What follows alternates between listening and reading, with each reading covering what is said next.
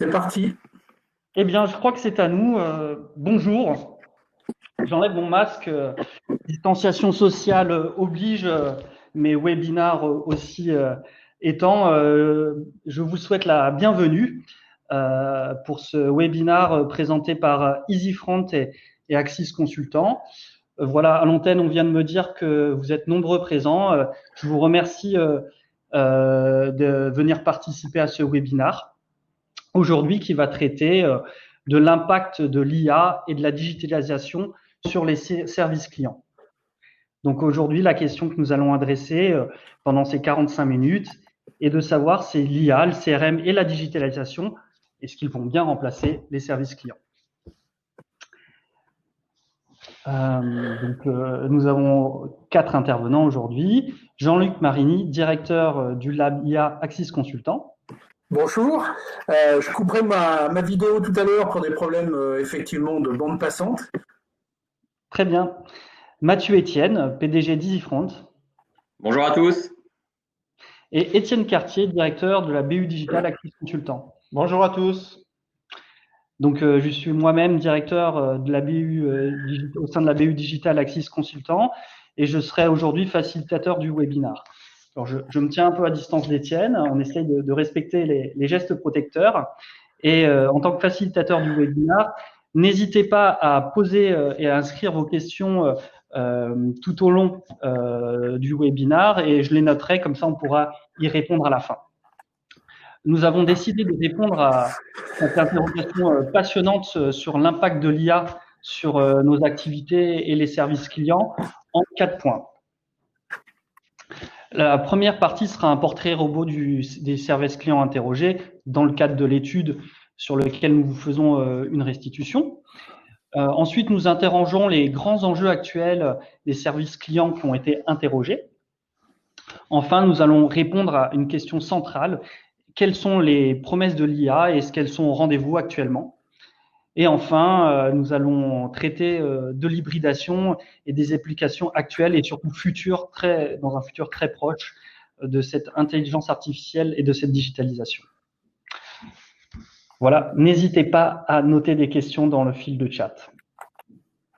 Mais tout de suite, en 2 minutes, une petite présentation quand même d'Axis Consultant et d'EasyFront Consulting.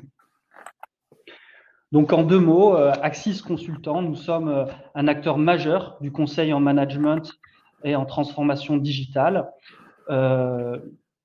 Nous avons actuellement 240 consultants et nous générons un chiffre d'affaires de 32 millions d'euros. Cela fait 30 ans que nous opérons sur le marché du conseil. Nous avons désormais 4 bureaux, un à Paris, un à Hong Kong, un à New York et un à Montréal. Et nous accompagnons aussi le développement des projets de nos clients à l'international dans de très nombreux projets.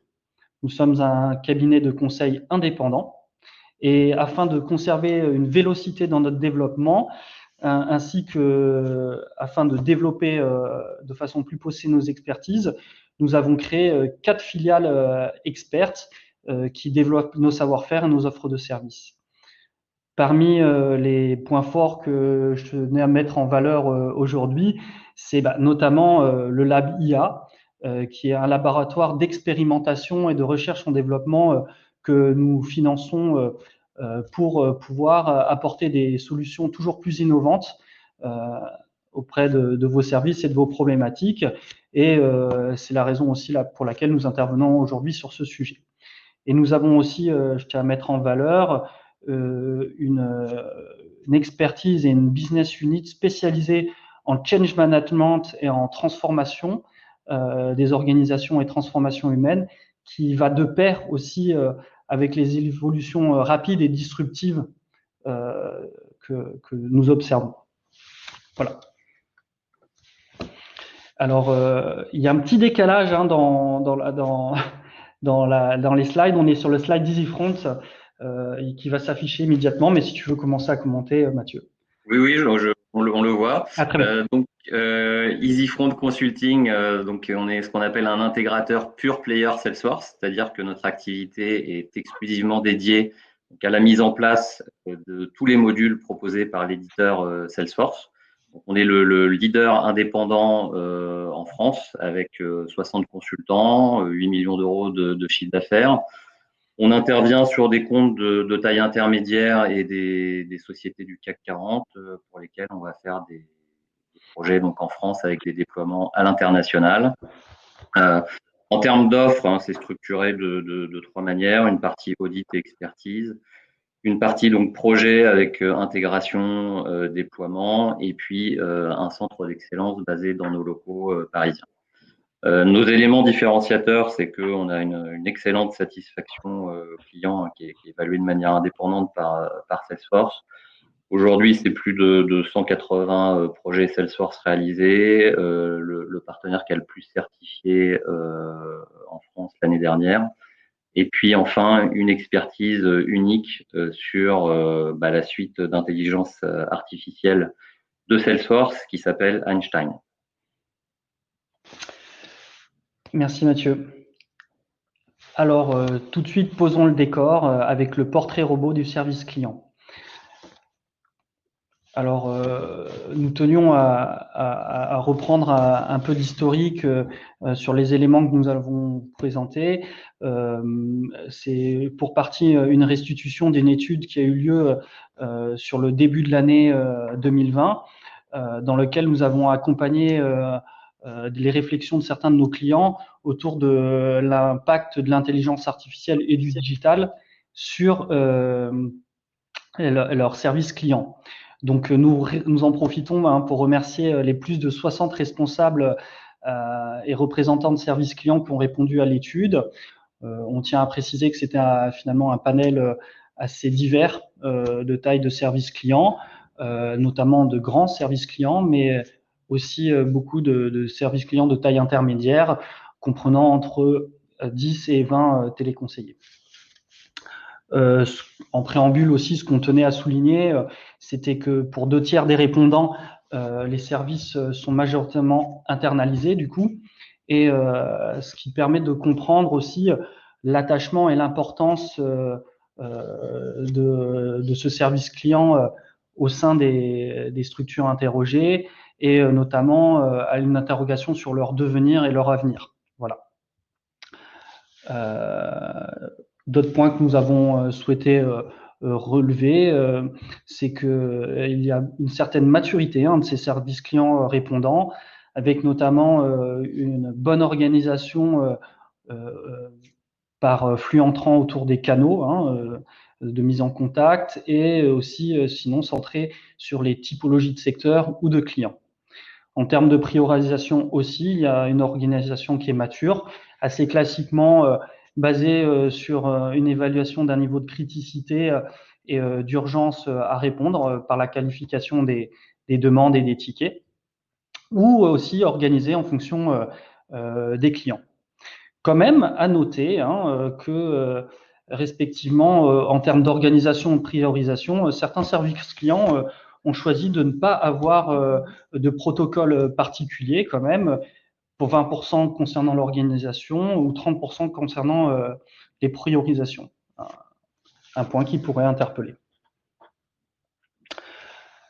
Enfin, un dernier aspect des spécificités des répondants. Alors, vous pourrez avoir tout le détail dans le livre blanc, mais nous avons choisi de mettre en lumière ces aspects-là en termes d'introduction sur les problématiques spécifiques que nous allons traiter.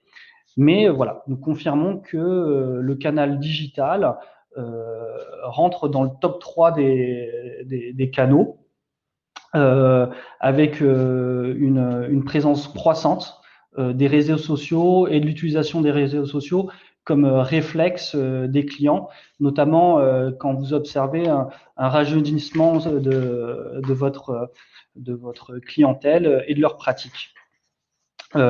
Les mails, les téléconseillers restent quand même, ont la part belle et sont les canaux privilégiés, mais les réseaux sociaux et le digital a une part croissante et stable, ancrée. Voilà, c'est un phénomène qui va se développer.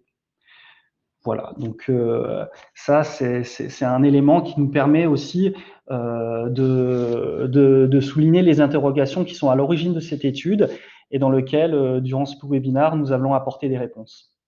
Voilà quelques interrogations classiques qu'on a vues.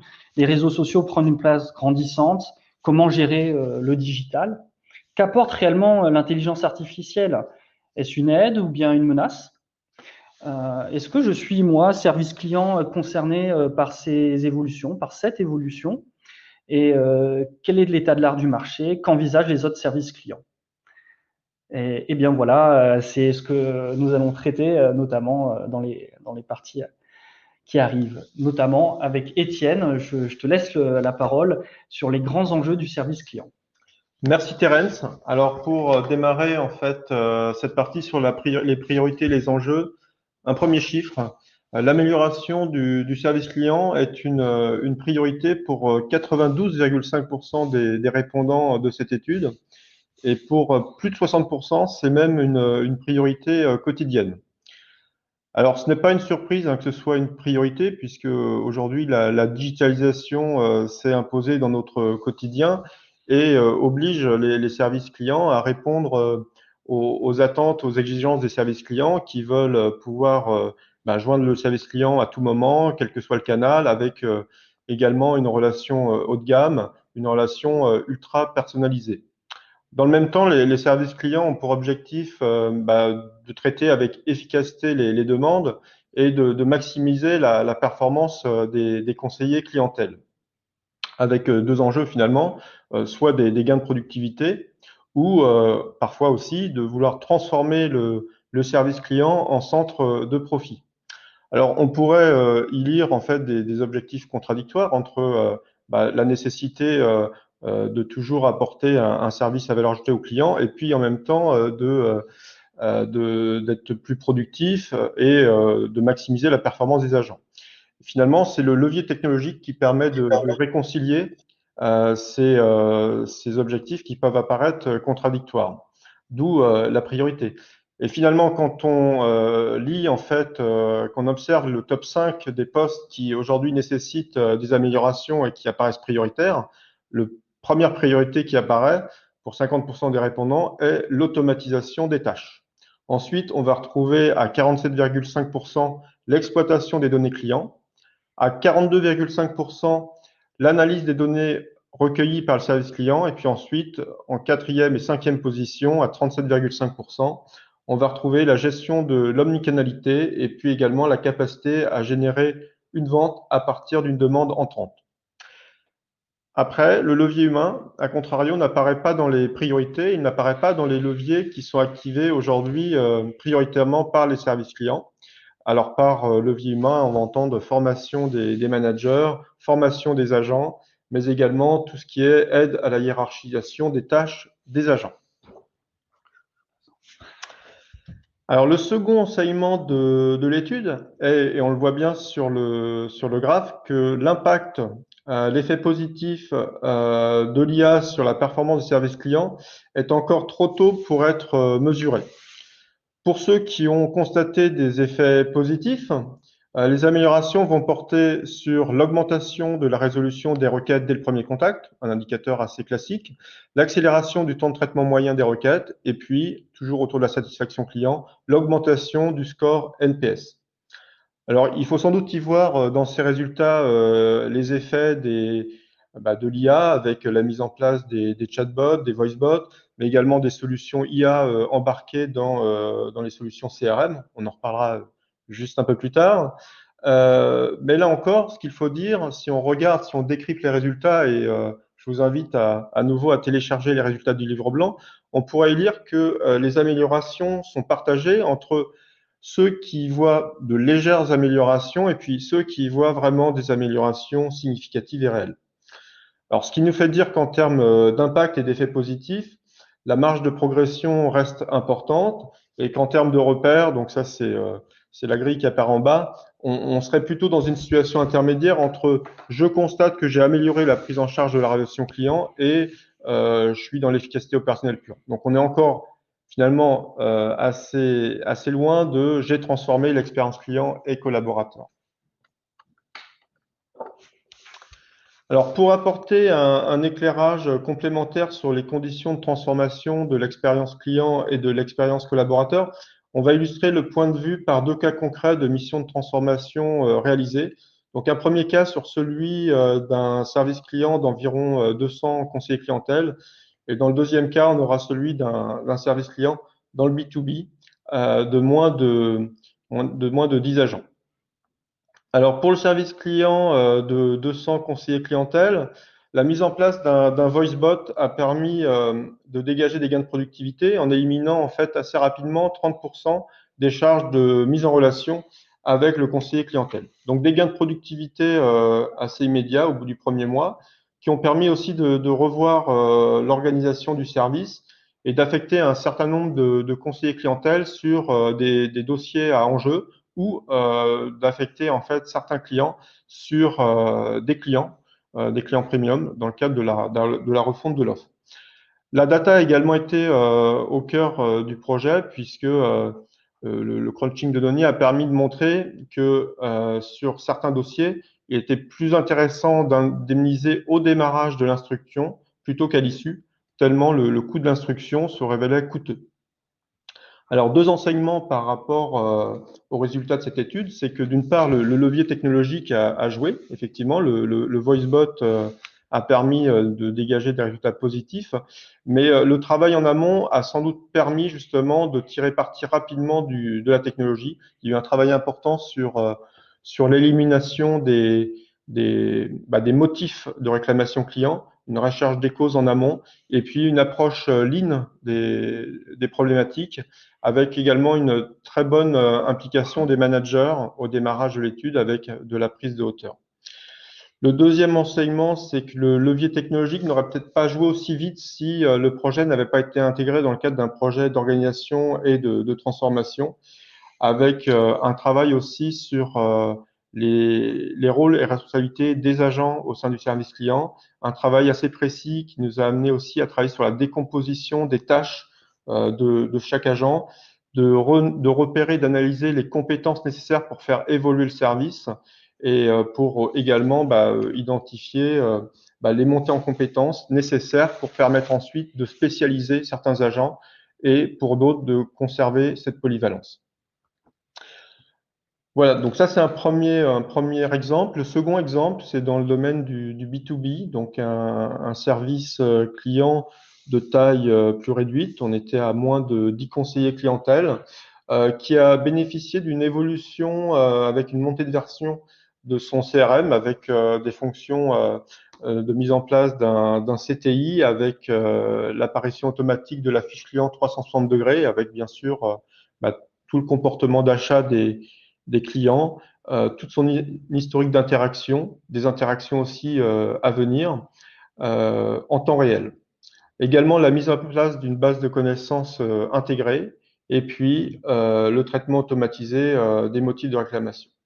Là aussi, les objectifs ont été tenus avec de bons résultats sur le temps de traitement qui a été réduit, qui a permis d'avoir aussi des gains de productivité qui ont permis en fait aux agents de pouvoir concentrer plus de tâches sur la partie qualité de l'écoute, détection d'opportunités et de faire de la vente à rebond, par exemple en mettant à disposition des commerciaux des leads ou en incitant les attachés commerciaux à rappeler les conseillers clientèle, les clients. Et puis également, possibilité pour ces agents, avec le temps dégagé, de pouvoir présenter aux clients des nouvelles gammes de produits. Alors, comme dans l'exemple précédent, le projet CRM s'est accompagné d'un projet de transformation avec l'implication de tout le front office qui a permis justement de faire profiter de l'exposition de toutes ces données, d'avoir une approche cohérente et des actions cohérentes entre les conseillers clientèle et le pôle commercial, mais aussi le service de production. Donc là, on avait vraiment un CRM étendu. Et puis, comme dans le projet précédent, le levier d'organisation qui a été vraiment activé pour travailler sur les fiches de poste des collaborateurs, travailler sur la synergie avec le pôle commercial et également sur la montée en compétences des collaborateurs sur la partie offre et la partie produit, avec là aussi une dynamique très importante entre les managers des pôles commerciaux, production et services clients.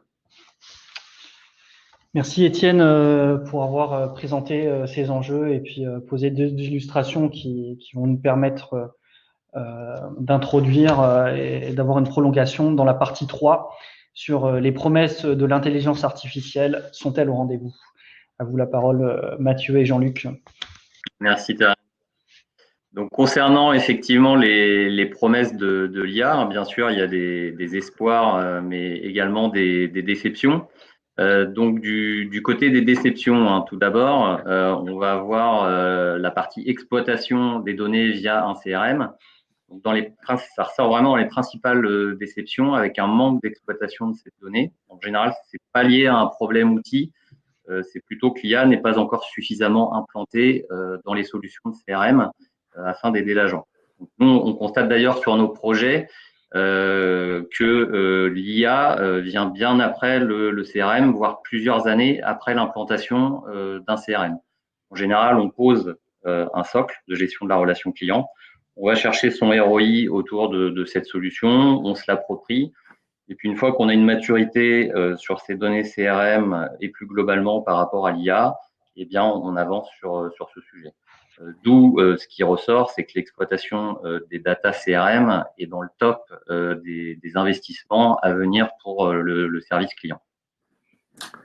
En matière de chatbot, et bien que les chatbots soient parmi les solutions d'IA les plus déployées, on constate en fait que 17,5% des services clients interrogés se déclarent insatisfaits. Si on regarde un petit peu plus en détail, on s'aperçoit que cela est essentiellement dû au fait que la plupart des chatbots qui ont été déployés sont des agents conversationnels extrêmement limités, qui reposent sur des déclencheurs et des arbres de décision. Ce ne sont absolument pas des solutions en capacité de comprendre le langage spontané et de fournir des réponses pertinentes et personnalisées aux clients. Outre le fait d'intégrer une technologie de compréhension du langage naturel de type NLP, concevoir un chatbot aujourd'hui intelligent, enfin dit intelligent, nécessite également des compétences linguistiques, psychologiques et cognitives, mais aussi et surtout de savoir créer des UX conversationnels de qualité. Sur la partie analyse de sentiments, on constate que 15% des services clients interrogés sont également insatisfaits. Cette insatisfaction est essentiellement due au fait que les attentes des services clients sont beaucoup trop fortes au regard de ce que cette technologie peut réellement apporter aujourd'hui. Par ailleurs, si un propos, un message ou un avis affiche une polarité négative ou positive, ça ne présente pas beaucoup d'intérêt, je dirais, contrairement au fait de savoir quels sujets sont abordés positivement ou négativement et dans quelle proportion. Alors, en ce qui concerne l'analyse des demandes clients et la génération automatisée des réponses, on constate que c'est quand même le deuxième plus fort taux de déception. L'objectif, c'est de faire gagner du temps aux opérateurs en analysant la demande, en fournissant la meilleure réponse possible, par exemple en allant chercher la réponse dans une knowledge base. Mais il y a un manque encore de recul et parfois des surprises lors de cas complexes entre ce qu'a compris l'IA d'une part et la réponse apportée d'autre part. Ce qui peut être assez déstabilisant pour un conseiller lorsqu'il a le client en ligne et que le système lui propose des réponses inadaptées. Donc, le risque, c'est que le conseiller bypasse le système et que l'IA ne devienne plus une aide. Après, du côté des espoirs, on va trouver l'exploitation des données en temps réel, parce qu'en fait, disposer d'une mine d'informations qui permet de fournir un service de haute valeur ajoutée, c'est quelque chose qui est primordial. Et en compilant l'historique de la relation avec le client en temps réel, on peut lui proposer à la volée des réponses et des offres qui vont être totalement personnalisées et en fait qui feront la différence en termes de satisfaction client, avec par exemple des offres de fidélisation en cas d'attrition. Ensuite, on va trouver, ça concerne 60% des personnes qui sont intéressées, la génération automatisée des comptes rendus. Donc là, c'est un gros espoir qui est mis en perspective. En fait, parce que derrière, il y a un gain de productivité immédiat pour l'opérateur. En fait, il n'aurait plus de compte rendu à saisir, donc il va pouvoir se concentrer sur la relation avec le client et passer plus rapidement d'un client à l'autre. Donc lui, ça va lui générer de la satisfaction dans son travail et il va pouvoir se concentrer sur des tâches à plus haute valeur ajoutée. On constate également que 42,5% des services clients interrogés sont intéressés par l'analyse automatisée des scripts à destination des agents. Ces solutions, en fait, permettent de savoir si les scripts ont bien été déroulés par les agents et s'ils sont adaptés aux différentes situations rencontrées. Grâce en fait à ces informations, cela permet également aux managers d'évaluer la performance opérationnelle des agents. Dans le cadre de l'offre Smart Customer Care Insight que nous avons conçue chez Axis et que nous avons présenté à certains de nos clients, nous avons noté un fort engouement pour cette fonctionnalité. En matière d'assistants personnels à destination des agents, on note également que 42,5% des services clients se déclarent intéressés par cette technologie qui permet en fait aux agents d'interroger des bases de données, des bases de connaissances, des wikis, tout ça dans l'optique de répondre plus efficacement et plus rapidement aux demandes des clients. Chez Axis, nous avons piloté la conception et la mise en œuvre d'un assistant de ce type pour une équipe support client Travel and Expense. Et nous avons pu observer que ce type de solution est très apprécié tant par les managers que par les nouveaux agents. Mathieu, si tu veux enchaîner peut-être sur une présentation plus détaillée des motifs de déception. Bon, effectivement, les motifs de déception. Alors, les chatbots, donc qui sont souvent configurés pour répondre à des questions basiques, et en cela, finalement, ils se rapprochent de leurs ancêtres, les questions fréquentes ou les FAQ. Et finalement, cette non spécialisation du service clientèle, ça peut frustrer certains clients, parce que quand 7% des clients expriment leur satisfaction après avoir interagi avec un chatbot, quand même quasiment 35% à se déclarer insatisfaits. Parce que souvent, ils n'ont pas obtenu la réponse à leur problématique individuelle. Et souvent, qui plus est, ils ne leur aient pas mis à leur disposition une interface utilisateur qui soit vraiment de qualité. Après, en ce qui va concerner l'analyse des sentiments, on a constaté aussi que c'est quand même une technologie qui est plutôt survendue aujourd'hui, avec des besoins de perfectionnement, notamment dans la langue française, qui s'avère vraiment nécessaire. Et donc, il n'y a aujourd'hui pas de ROI suffisant, en tout cas constaté. Et puis, il y a également ce qui rejoint ce point, la difficulté en fait à saisir les nuances d'un propos, d'un message ou d'un avis. Avec les subtilités de la langue française, ça peut parfois conduire à des malentendus. Sur ce qui est de la tonalité émotionnelle, on s'aperçoit que la tonalité émotionnelle qui se cache derrière une série de mots, c'est un indicateur extrêmement difficile à interpréter hors contexte. Et de la même manière, la polarité des échanges, on l'a déjà dit, mais ne présente pas beaucoup d'intérêt sans prise en compte des différents sujets. Pourquoi ? Parce qu'il existe en fait une multitude de facteurs qui peuvent influencer positivement ou négativement le sentiment suscité par un propos, comme par exemple le contexte, le type de langage ou bien encore l'auteur.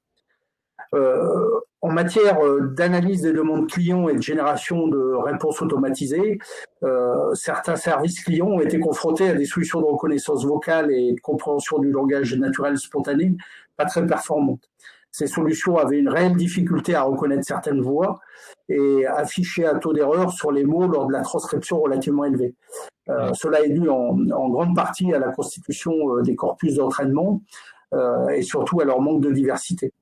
Un autre motif de déception est lié également à la difficulté de ces solutions à comprendre les attentes des clients ainsi que leur état d'esprit, car pour bien fonctionner, ces solutions nécessitent là aussi des corpus d'entraînement annotés de taille importante ainsi que des moteurs d'analyse sémantique qui ne sont malheureusement pas toujours à la hauteur. Alors, autre point d'attention en termes de motifs de déception, il y a tout ce qui va être autour de la conduite du changement. Alors, avec deux axes, un autour de l'évolution de la culture d'entreprise et puis un qui concerne la crainte de déshumanisation. Donc, pour le premier, en fait, les clés, ça va être de sensibiliser et évidemment de former les équipes à l'IA afin d'anticiper les résistances de chacun face à cette nouvelle technologie. L'idée que l'IA est là pour remplacer l'humain, en fait, il faut démontrer que c'est quelque chose qui est erroné. Non seulement les collaborateurs vont pouvoir gagner en proactivité, en réactivité, mais aussi en efficacité s'ils apprennent à en maîtriser les usages. Donc l'IA offre une formidable opportunité de désautomatiser leur travail et à s'engager encore plus auprès de leurs clients. Et puis il y a aussi de penser l'IA comme un atout business, parce que ça va permettre encore une fois de réaliser des tâches parfois chronophages plus rapidement et à plus grande échelle. Ça va encore une fois permettre aux collaborateurs de créer davantage de valeur. Et puis, il faut aussi prouver que l'humain, ça reste au cœur des préoccupations managériales. Et dans ce cadre-là, c'est aussi l'occasion pour les managers de devenir finalement le manager de demain, parce que l'IA va leur permettre aussi d'automatiser des processus tels que la gestion des budgets ou le reporting. Et il va désormais pouvoir assister l'arrivée de ces nouvelles technologies, consacrer plus de temps sur l'aspect opérationnel et puis grâce à ces soft skills, ils font vraiment la différence pour en fait emmener ces collaborateurs vers une vraie culture d'entreprise. L'intelligence artificielle s'immisçant également de plus en plus dans les solutions à destination des services clients. On voit que 65% d'entre eux craignent désormais d'être concurrencés par des technologies qui s'humanisent de plus en plus et qui affichent des niveaux de performance bien supérieurs aux opérateurs humains. Alors, on a parlé surtout des motifs de déception, mais les sources d'espoir sont nombreuses, comme par exemple dans le domaine du traitement automatique du langage, où on voit apparaître des solutions comme Camembert ou Flaubert pré-entraînées en français, capables de traiter des tâches récurrentes de NLP et d'être relativement efficaces avec très peu de données. C'est également le cas pour les systèmes de reconnaissance de la parole, dont la performance des modèles de langage et des modèles acoustiques est bien meilleure que celle constatée par le passé. Cela est dû à la grande quantité de corpus d'entraînement à noter et au fait qu'ils correspondent de plus en plus aux conditions d'utilisation du système visé. L'autre source d'espoir concerne l'apparition de nouvelles approches de synthèse automatique des échanges vocaux qui jusqu'à présent s'appuyaient sur des méthodes extractives ou compressives et qui s'appuient désormais sur des méthodes dites abstractives ou génératives. Autrement dit, ces nouvelles approches visent à rédiger une synthèse en générant des phrases qui ne sont pas forcément contenues dans les échanges vocaux, mais qui tiennent compte effectivement du contexte et du sens de l'énoncé. C'est d'ailleurs ce type d'approche que nous avons choisi d'intégrer chez Axis dans l'offre Smart Customer Care Insight. Alors, enfin, l'arrivée d'assistants virtuels capables de dialoguer en langue naturelle et qui sont couplés à des moteurs de recherche sémantique permet d'accéder plus facilement et plus rapidement à des informations présentes dans des bases de connaissances et des wikis. C'est le cas par exemple d'Ulysse, l'assistant de recherche d'informations que nous avons conçu et mis en œuvre dans l'une de nos filiales. Peut-être Mathieu, si tu veux préciser un petit peu ce qui fonctionne et ce qui permet d'apporter des améliorations. Donc effectivement, dans ce qui fonctionne et apporte des améliorations, on a mis en avant 3 indicateurs qui sont une synthèse de vraiment ce qui apporte le plus de satisfaction. Alors, voilà, qui est très bien, qui est sur cette slide. Donc on va constater en fait qu'il y a 35% des solutions implantées donc qui sont des chatbots. Nous, dans le domaine Salesforce, c'est ce qu'on appelle les Einstein bots. Et c'est la solution d'IA, encore une fois, la plus implantée, qui apporte un gain immédiat en termes de disponibilité des agents grâce à une automatisation d'une partie de leurs tâches répétitives. On a quand même un tiers de résolution à travers les chatbots au premier contact.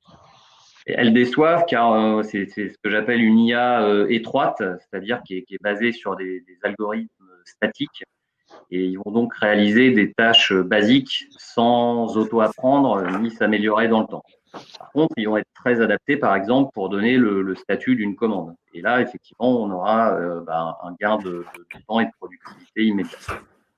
Alors ensuite, on voit qu'il y a également 40% des solutions implantées qui apportent un bon taux de satisfaction. C'est l'exploitation en temps réel des données. Qui permet d'orienter le discours du conseiller. Donc encore une fois, dans le monde Salesforce, nous c'est ce qu'on appelle le Einstein Next Best Action. Donc il va proposer par exemple une offre de fidélité s'il y a un besoin de rétention, et ça en temps réel pour le conseiller.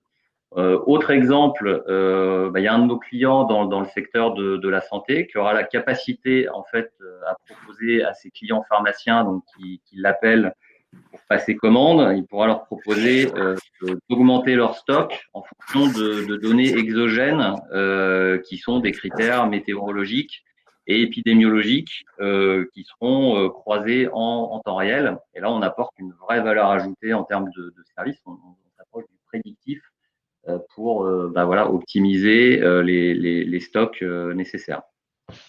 Enfin, donc 75%, ça c'est un autre indicateur qu'on a retenu, ça c'est le taux de satisfaction concernant l'automatisation de la génération des comptes rendus des échanges avec les clients. Parce que ça permet au conseiller finalement de se concentrer pleinement sur l'échange avec son interlocuteur, tout en disposant d'un véritable assistant. Et nous, dans notre métier, on voit que Salesforce l'a bien compris parce que cet été, il y aura la sortie de Einstein Voice en France, évidemment en français. Et donc ça, c'est un module de la suite d'IA de Salesforce avec beaucoup d'attentes parce que on attend une forte automatisation, une amélioration du bien-être du conseiller en le valorisant sur des tâches à valeur ajoutée.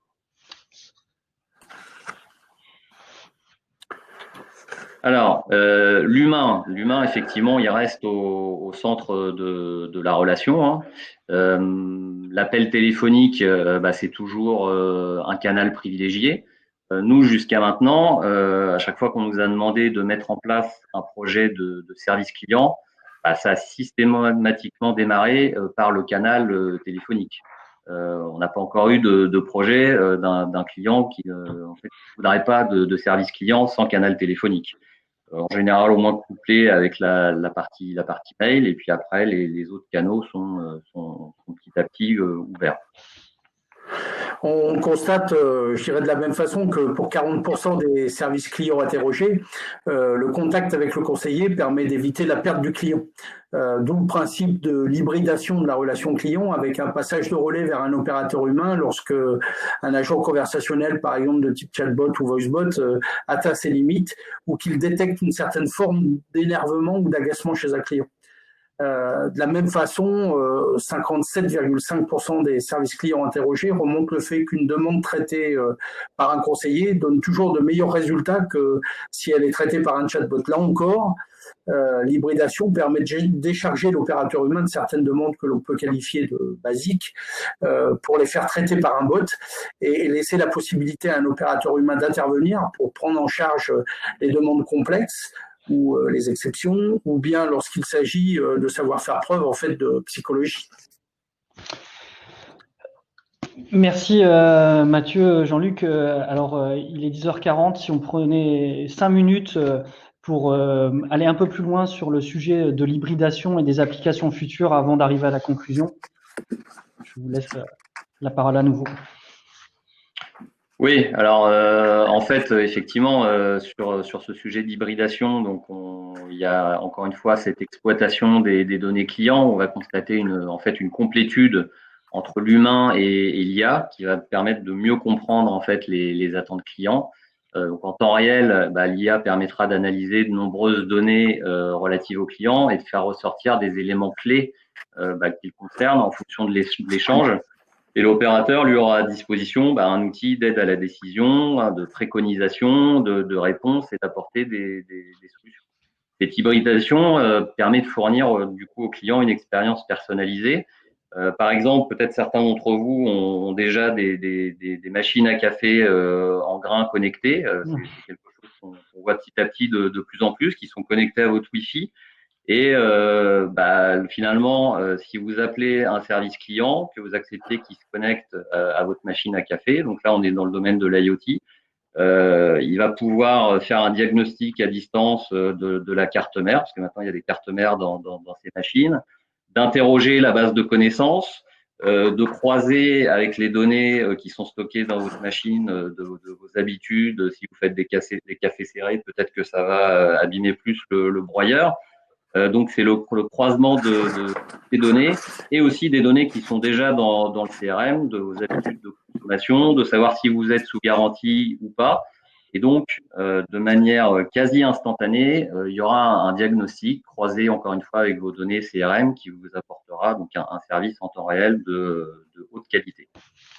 Ensuite, l'automatisation des tâches. Donc ça va évidemment permettre aux conseillers de se consacrer à des activités beaucoup plus complexes, d'éviter de se retrouver coincé dans un script sans valeur ajoutée où il repose des questions basiques.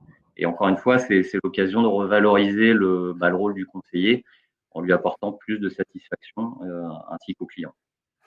En termes d'omnicanalité, il est parfois difficile pour un service client de s'organiser afin de répondre 7 jours sur 7 et 24 heures sur 24, qui plus est sans trop d'attente aux demandes de ses clients. C'est la raison pour laquelle il est parfois préférable de mettre en place un agent conversationnel pour répondre aux besoins d'instantanéité et de privilégier la relation humaine pour les demandes complexes. De la même façon, il est important d'augmenter les capacités d'un opérateur humain en sachant tirer parti des technologies d'assistants virtuels et de recherche sémantique pour répondre facilement et rapidement aux demandes des clients. L'assistant virtuel Ulysse que nous avons déployé dans l'une de nos filiales en est un parfait exemple.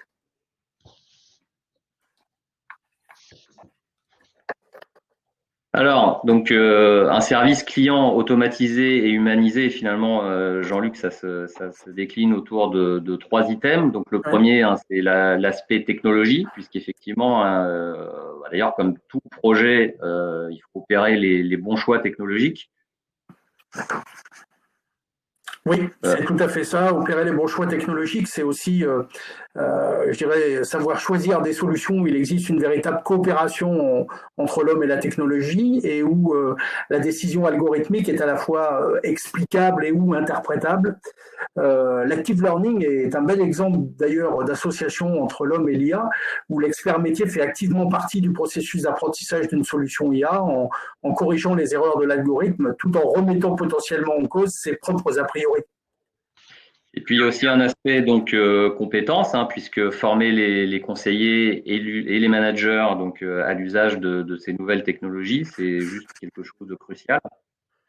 Oui, pour tirer pleinement parti de l'IA, du CRM et du digital, il est nécessaire de former à la fois les conseillers et les managers à l'usage des technologies qui auront été choisies, mais il est également très important de les former à comprendre pourquoi et comment une décision algorithmique est construite et à avoir un regard critique sur les données et les informations auxquelles un utilisateur accède. Et puis enfin, dernier point, en termes d'organisation, il va falloir rendre l'organisation du service client plus agile. Oui, l'automatisation plus ou moins intelligente de certaines tâches réalisées par les conseillers et les managers, en fait, nécessite de revoir l'organisation du service client pour aller vers plus d'agilité et rendre l'association entre l'homme et la technologie plus efficace, car nous pensons sincèrement que le futur du service client réside vraiment dans l'alliance entre l'homme et la technologie. Eh bien, merci Mathieu et Jean-Luc pour avoir délivré toutes ces précieuses informations et puis respecter le timing aussi. Donc, nous allons conclure assez rapidement sur une synthèse rapide des différents messages. Alors oui, un pavé dans la mare quand même, puisqu'il faut admettre qu'il y a des aspects assez déceptifs en retour d'expérience sur l'implémentation des chatbots, par exemple, de l'intelligence artificielle, mais aussi à mettre en regard d'attentes peut-être certainement fantasmées aussi des fois. Cela dit, il faut observer de façon attentive les évolutions technologiques.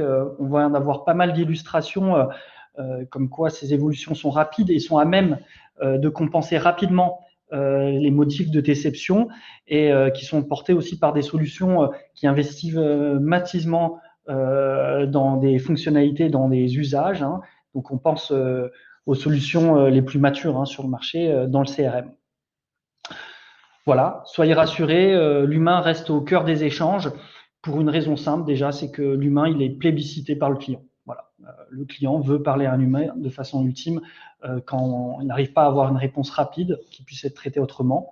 Ça le rassure, ça le valorise et il faut anticiper l'introduction de ces opportunités pour en effet arriver via l'automatisation à transformer la valeur du conseiller client qui pourra se concentrer, par exemple, sur le contenu des conversations et faire ce que ne pourra pas faire l'intelligence artificielle, par exemple, en détectant des opportunités de vente. Voilà, ce sont des applications et des réflexions qui sont mises à l'œuvre sur certains de nos clients avancés et qui, je pense, peuvent repositionner complètement l'apport du service client au sein de l'entreprise même. Pour ces raisons, quand même, voilà, il y a toujours un dilemme sur les capacités à tirer parti de ces évolutions. C'est normal, c'est naturel, et c'est vrai qu'il faut savoir pouvoir traiter peut-être au cas par cas ces interrogations, ces contextes, pour savoir prendre des décisions sur ces opportunités, les retours sur investissement via des diagnostics flash, par exemple, de vos contextes et sectoriels et de services pour savoir quelles sont les bonnes orientations à prendre. Si vous voulez en savoir plus, n'hésitez pas. Grégory a mis en lien le livre blanc de l'étude. Donc, c'est dans le fil conversationnel de ce webinaire. Vous pouvez le retrouver aussi sur LinkedIn, sur nos sites. Nous ferons des publications pour vous faire des rappels de téléchargement si vous voulez aller un peu plus loin dans le détail. Nous vous encourageons surtout à faire exactement ce que vous faites ce matin, c'est-à-dire à être préoccupé sur des attentes clients qui évoluent rapidement. Il y a une dimension un peu générationnelle aussi, et être à l'écoute aussi des opportunités technologiques et au sein des applications. Voilà, si vous voulez en savoir plus, c'est vrai que ces 45 minutes passent assez vite. On va devoir passer aux questions-réponses, mais sachez qu'on vous offre quelques opportunités de rendez-vous pouvoir continuer à échanger avec vous sur ces sujets. Donc, notamment très prochainement, le 25 juin, lors d'une webconférence vraiment dédiée à l'analyse des conversations et donc à l'intelligence artificielle, toujours dans le cadre des relations clients. Mais Axis Consultant sera aussi présent au salon du Big Data en septembre prochain, le 14 et 15 septembre. Voilà. Mathieu, si tu veux toucher un mot rapidement de… Oui, côté EasyFront, donc on sera également présent à des événements, bon, pas avec le contexte, des événements virtuels, mais donc il y aura le summit de Tableau Software, donc le 17 juin. Et puis, n'ayant pas de Paris World Tour côté Salesforce cette année en physique, donc ce sera un Salesforce Live IMEA le 18 juin à 15h. Merci à tous pour votre présence d'abord et puis votre intérêt sur ce sujet qui, je pense, peut révolutionner nos activités, et puis à nos intervenants qui ont répondu aussi et présenté ces informations. Très rapidement, je vais regarder pour rester aussi dans notre timing les questions. Alors, j'ai vu une interrogation de Sophie. Peut-être qu'on y a répondu assez naturellement via la présentation, mais peut-être qu'on peut en toucher un mot. Elle se demande pourquoi le levier humain n'est pas prioritaire alors que les services clients ont besoin de l'humain, quoi. Alors peut-être un premier élément de réponse. De toute façon, première question, il faut toujours s'interroger sur les objectifs et enjeux du projet. Quelle est finalement la place que le client doit occuper dans le service client et dans l'entreprise? Et à partir de là, on peut déjà en déduire si les finalités sont des gains de productivité purs et durs, ou si derrière tout cela, il n'y a pas un enjeu de transformer en fait le rôle du service client, et donc quelque part de rechercher de nouvelles tâches ou de nouvelles spécialisations pour développer l'écoute client et prolonger l'expérience client avec de la fidélisation. De par ces deux objectifs, quelque part, la préoccupation de l'entreprise par rapport à la place de l'humain dans le projet et pour plus tard ne va pas être, j'ai envie de dire, identique. Après, nous, ce qu'on s'aperçoit, c'est que dans le cadre d'un projet, quel que soit l'enjeu, il est important en fait d'intégrer l'humain dans le projet, parce que les questions de spécialisation et aussi du rôle de l'agent et du manager de demain va être important. Et pour ça, en fait, il faut aussi avoir des approches systémiques pour déjà s'intéresser à quelles sont les causes des réclamations clients. Et quand on s'intéresse à ces questions, on s'aperçoit déjà que le périmètre va dépasser largement le seul cadre du service client, puisqu'on va toucher sur des services de production, des services commerciaux. Donc, que ce soit dans le projet ou dans le futur, effectivement, le levier humain doit être davantage pris en compte. C'est aussi un des constats que l'on fait, c'est que il n'est pas assez pris en compte. Après, pourquoi? Ben parce que aussi peut-être parce que les entreprises parfois prennent le projet sous le prisme de l'angle technologique un peu trop. Alors après, pour de bonnes raisons, des raisons budgétaires, et puis aussi, nous, ce qu'on constate, c'est que souvent, en fait, l'humain, en tout cas les managers, sont pris un petit peu dans leur actualité et dégager du temps sur les projets est parfois un peu problématique. Oui, tout à fait. Donc, un angle technologique à contrebalancer par un repositionnement, comme on l'a dit au travers de cette présentation, du rôle du conseiller pour que l'humain reste prioritaire, mais à un niveau aussi plus qualitatif. Voilà. Autre question qui nous est couramment posée, est-ce que le Smart Report ou le chatbot avancé ce sont des technologies qui sont accessibles parce qu'on y voit l'intérêt, mais est-ce accessible à un service client d'une quinzaine de conseillers clientèle, par exemple, hein, voilà. Ou est-ce réservé uniquement aux grandes structures? Je ne sais pas si Jean-Luc, tu as… Oui, alors c'est vrai qu'aujourd'hui, ces solutions sont pas forcément, je dirais, faciles à mettre en œuvre au départ, mais on a essayé en tout cas chez Axis de monter une offre à destination des services clients qui s'appelle Smart Customer Care Insight et qui effectivement offre une certaine facilité, je dirais, d'utilisation et d'intégration.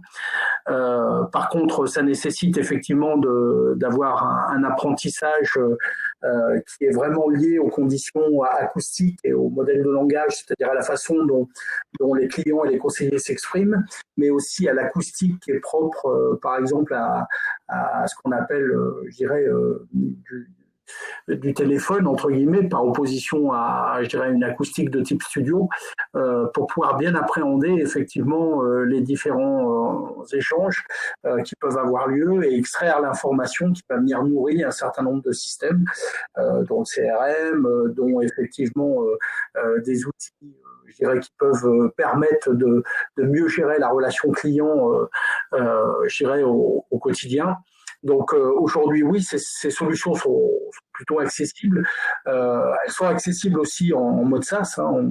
On en voit pas mal, je dirais, aujourd'hui fleurir sur ce mode-là. C'est aussi le parti qu'on a pris chez Axis par rapport à ces solutions, bien que ça soit aussi, je dirais,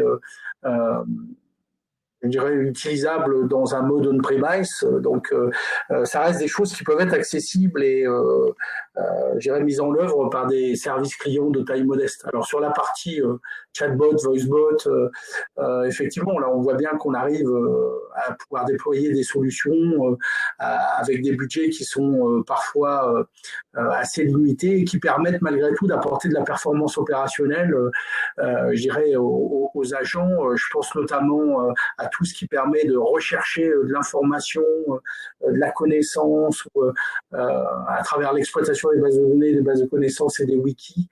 Tout ça pour pouvoir répondre plus facilement et plus rapidement en fait aux demandes clients. Merci pour ces éléments de réponse. Peut-être juste pour conclure, à moins que d'autres questions émergent sur le fil de discussion, peut-être un mot sur l'état du développement du Smart Report, le niveau de maturité et les prochaines étapes, et s'il y en a.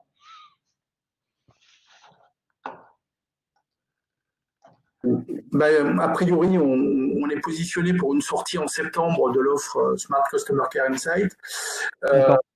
Le Smart Report, lui, est prévu pour, je dirais, un débouché aux environs de fin juillet. Donc voilà, c'est une actualité assez chargée pour Axis sur ces différents sujets. D'accord. Merci Jean-Luc. Voilà, je pense que nous allons respecter voilà ce temps qui nous est consacré. On vous remercie encore pour votre curiosité et votre présence. Je lis que Marie a du mal à télécharger le livre blanc. On a bien noté, Marie, on va vous l'envoyer par mail. Voilà. N'hésitez pas à nous revenir aussi si vous, à la lecture de ce livre blanc, vous avez d'autres interrogations. Vous avez nos contacts ici présents et qui vous seront recommuniqués. Et surtout, encore merci à tout le monde et à très bientôt, j'espère. Prenez soin de vous dans ce contexte. Merci. Merci. Beaucoup. Merci à tous.